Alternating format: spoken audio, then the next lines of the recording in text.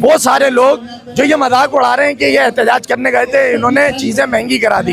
ابے یہ کہ حافظ نعیم کے لیے پیٹرول سستا کرا رہے ہیں. سبحان بھائی یہ بتائیں، جو لوگ اس وقت گھروں میں موجود ہیں یا وہ یہ بہانہ کر رہے ہیں یار صبح سے جا کے رات تک کام کرتے ہیں، پھر تکلیف ہوتی ہے، یہاں کیا آئیں گے، کیا مشکلات، تو ان کو کیا پیغام دیں گے؟ سر میں کل صبح اٹھا تو اٹھنے کے بعد میں 10 بجے اٹھ کے میں اپنے کالج گیا جہاں میں پڑھاتا ہوں. میں وہاں سے نکلا، میری اس کے بعد جو صحافتی ذمہ داریاں ہیں اس کے لیے پہلے میں فیڈرل بھی ایریا گیا، پھر میں وہاں سے نیو کراچی گیا، نیو کراچی سے میں کارڈیو اسپتال آیا، کارڈیو اسپتال سے میں ڈی ایچ اے گیا، ڈی ایچ اے سے میں دوبارہ کارڈیو کے پاس آیا اور کارڈیو سے نکل کے میں یہاں آ کے کھڑا ہوا. میں بھی تو تھک رہا ہوں نا یار. رات کو 5 بجے سویا، صبح 10 بجے دوبارہ اٹھ گیا. مجھے بھی نیند چاہیے، میں بھی تھک رہا ہوں، میرا بھی پیٹرول ایکسٹرا لگ رہا ہے، میرا بھی یہ پسینہ بہ رہا ہے. لیکن آج کی مشکل اگر اگلے 2 سال کی آسانی دے سکتی ہے تو یہ قدم آپ کو اٹھانا پڑے گا. وہ سارے لوگ جو یہ مذاق اڑا رہے ہیں کہ یہ احتجاج کرنے گئے تھے، انہوں نے چیزیں مہنگی کرا دی.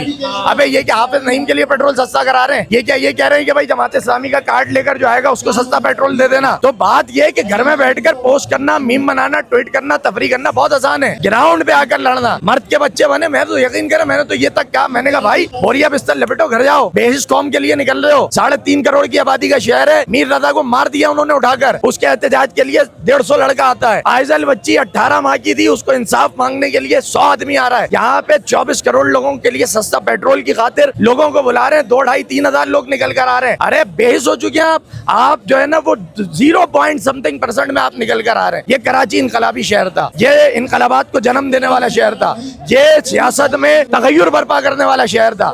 آج کراچی گھر میں بیٹھا ہوا ہے، لوگ گاڑیوں میں گزرتے ہوئے ہارن دے رہے ہوتے ہیں اور اجلت میں شکلیں بنا کر کہہ رہے ہوتے ہیں ہٹو ہمیں دیر لگ رہی ہے.